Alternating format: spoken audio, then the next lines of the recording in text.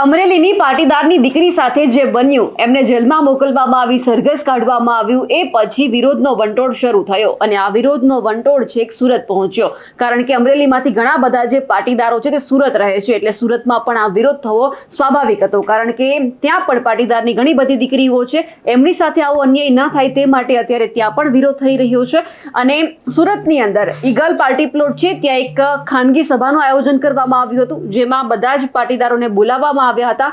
પરંતુ અચાનક આ પાર્ટી પ્લોટમાં એવું તો શું બન્યું કે તમામ લોકો જે પાર્ટી પ્લોટમાં બેઠા હતા તેમને ત્યાંથી બહાર કાઢવામાં આવ્યા અને જે સભાનું આયોજન હતું એ રોડ ઉપર કરવું પડ્યું. આ બધી જ વાત કરીશું આજના વિડીયોમાં. નમસ્કાર, નિર્ભય ન્યૂઝ સાથે હું છું રિદ્ધિ.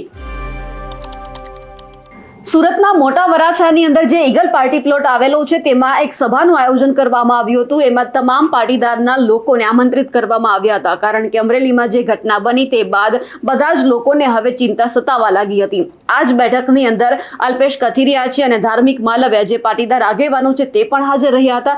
અને ખાસ જે અહીંયા પાટીદાર નેતા અલ્પેશ કથિરિયા હાજર હતા, તેમણે એ વાત કરી છે કે વહેલી તકે દીકરીને ન્યાય મળે તે માટે અમે લડવાના છીએ. તમામ લોકોએ પોતાની પાર્ટી સાઈડમાં મૂકી સમાજ માટે આવવા માટે હાકલ પણ કરી છે. કોઈ પાર્ટીના સમર્થન કે કોઈ પાર્ટીના વિરોધમાં આ આયોજન નથી. જે વ્યક્તિને પાર્ટી પ્રત્યે પ્રેમ હોય કે કોઈ પાર્ટીના વિરોધ હોય તો આમાં જોડાવું નહીં, તેવું પણ અલ્પેશ કથિરિયાએ કહ્યું છે. કારણ કે અહીંયા વાત ફક્ત ને ફક્ત પાટીદાર દીકરીની છે, અહીંયા કોઈ જ પક્ષની વાત નથી થતી. એટલે જે આખું જે આ સરઘસ જે કાઢવામાં આવ્યું અમરેલીમાં, તેના પડઘા હવે સુરતમાં પહોંચ્યા છે, સુરતમાં પડી રહ્યા છે. અને પાટીદાર સમાજને પણ હવે પોતાની દીકરીઓની ચિંતા થવા લાગી છે. આ આખા મામલાને લઈને અલ્પેશ કથિરિયા શું કહી રહ્યા છે તે સાંભળીએ. જી અલ્પેશભાઈ, જે રીતે અમરેલીની અંદર જે ઘટના બની છે અને ત્યારબાદ સુરતની અંદર મિટિંગનું આયોજન મિટિંગને રોડ ઉપર કરવામાં આવ્યું. ગઈકાલે જે સુરત શહેરમાં અહીંના સ્થાનિક 5-7 યુવાનો અને આગેવાનો દ્વારા જે મિટિંગનું આયોજન થયું હતું અને ત્યાં ફાર્મના માલિક ઉપર કોઈ પણ પ્રેશર આવવાના કારણે મિટિંગ થઈ શકી ન હતી. પરંતુ એ અમારા માટેનો મુદ્દો નથી. અમારા માટેનો મહત્વનો મુદ્દો એ છે કે દીકરી વહેલી તકે જામીન મુક્ત થાય. નું જે પરિવાર ચિંતામાં છે, પરિવારને દીકરી મળે અને ત્યાર પછી પરિવારને દીકરી નિર્ણય જે લે કે આગળ શું કાર્યવાહી કરવી છે, એમાં સૌ લોકો સાથ સહકાર આપે, એ અમારો મહત્વનો મુદ્દો છે. અને આજે નામદાર અમરેલી સેશન્સ કોર્ટની અંદર જામીન અરજીની સુનાવણી થઈ ગઈ છે. કોર્ટે ઓર્ડર પર રાખ્યું છે, એટલે લગભગ થોડીક વારની અંદર આ ઓર્ડર થઈ જશે અને આજને આજ દીકરી જેલ મુક્ત થાય ને એના પરિવારને મળે એવી અમે આશા રાખીએ છીએ. સમાજ દ્વારા બીજા કયા પ્રયત્નો, શું માંગ કે આ રીતની ઘટના બની છે કેટલી યોગ્ય કે નહીં?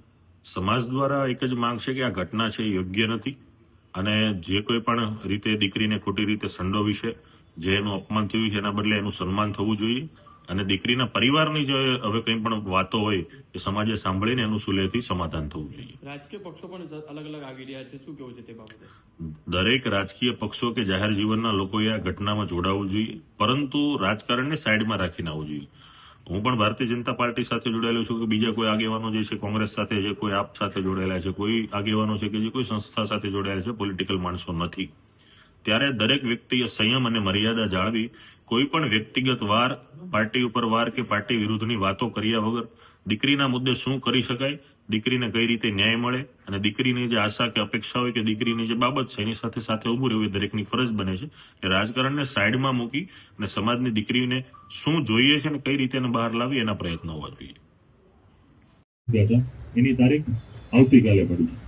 આવતીકાલે એની તારીખ છે, પરમ દિવસે એના ઉપરથી આખો કેસ નીકળી જાય, એની પ્રક્રિયાની પરમ દિવસો તારીખ છે.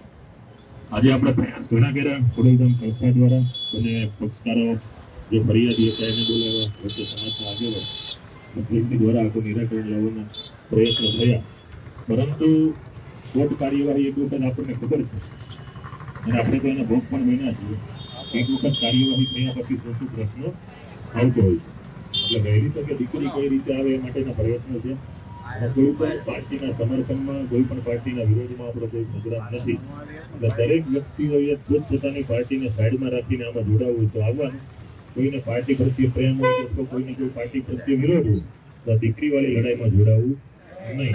તમે પાર્ટી મૂકીને આવો કોઈ વાંધો નથી. અને દરેક લોકો પોતપોતાની રીતે સ્વતંત્ર છે. અત્યારે વધારે તો બીજું કોઈ આપણે અહીંયા આ રીતે પહેલાં આપણે સમાજની દુઃખની બાબત એ છે કે સમાજની દીકરી મિટિંગમાં જગ્યાએ નથી મળતી, આંદોલન જેવું. આંદોલન વખતે આપણે આવી રીતે રોડે જ ભેગું થવું પડતું. એટલે પહેલા તો આ ફાર્મ બેફામ બધાને આપણે ધન્યવાદ દેવા પડે. સમાજના કરોડો રૂપિયાના પાર્ટીના વિરોધમાં આપણે કોઈ પ્રોગ્રામ નથી. એટલે દરેક વ્યક્તિઓએ પોતપોતાની પાર્ટીને સાઈડમાં રાખીને આમાં જોડાવવું તો આવવાનું. કોઈને પાર્ટી પ્રત્યે પ્રેમ હોય કે કોઈને કોઈ પાર્ટી પ્રત્યે વિરોધ હોય તો દીકરીવાળી લડાઈમાં જોડાવવું નહીં. તમે પાર્ટી મૂકીને આવો કોઈ વાંધો નથી. અને દરેક લોકો પોતપોતાની રીતે સ્વતંત્ર છે. અત્યારે વધારે તો બીજી કોઈ આપણે અહીંયા આ રીતે પહેલા તો આપણે સમાજની દુઃખની બાબત એ છે કેસ નીકળી જાય એની પ્રક્રિયાની પરમ દિવસે તારીખ. આજે આપણે પ્રયાસ ઘણા કર્યા વડોદરા સંસ્થા દ્વારા અને પક્ષકારો જે ફરિયાદી હતા એને બોલાવ્યા, વચ્ચે સમાજના આગેવાનો મધ્યસ્થી દ્વારા આખું નિરાકરણ લાવવાના પ્રયત્નો થયા. પરંતુ કોર્ટ કાર્યવાહી એક વખત આપણને ખબર છે અને આપણે તો એના ભોગ પણ બન્યા છીએ. એક વખત ગઈકાલે રાત્રે જે રીતે આ સભાનું આયોજન કરવામાં આવ્યું હતું અને આ જ સભામાં અલ્પેશ કથિરિયા ફાર્મ હાઉસ ઉપર પહોંચે એ પહેલા જ ભાજપ તરફથી દબાણ આપવામાં આવ્યું કે અલ્પેશ કથિરિયા પહોંચે એ પહેલા જ તમામ લોકોને જે આ પાર્ટી પ્લોટ છે તેમાંથી બહાર કાઢવામાં આવે. આવું સૂત્રો કહી રહ્યા છે કે અલ્પેશ કથિરિયા પહોંચ્યા એ પહેલા જ તમામ લોકો રસ્તા ઉપર ઊભા હતા અને એ જ રસ્તા ઉપર ઊભેલા તમામ પાટીદારના લોકો સાથે અલ્પેશ કથિરિયાએ આ બધી વાતચીત કરી છે. અમારા અહેવાલને લઈને અને જે રીતે અલ્પેશ કથિરિયાએ નિવેદન આપ્યું છે તેમને લઈને આપનું શું કહેવું છે કમેન્ટ કરીને ચોક્કસથી જણાવજો. સાથે જ અમારી નિર્ભય ન્યૂઝ ચેનલને લાઇક, શેર અને સબસ્ક્રાઇબ કરવાનું ભૂલશો નહીં. નમસ્કાર.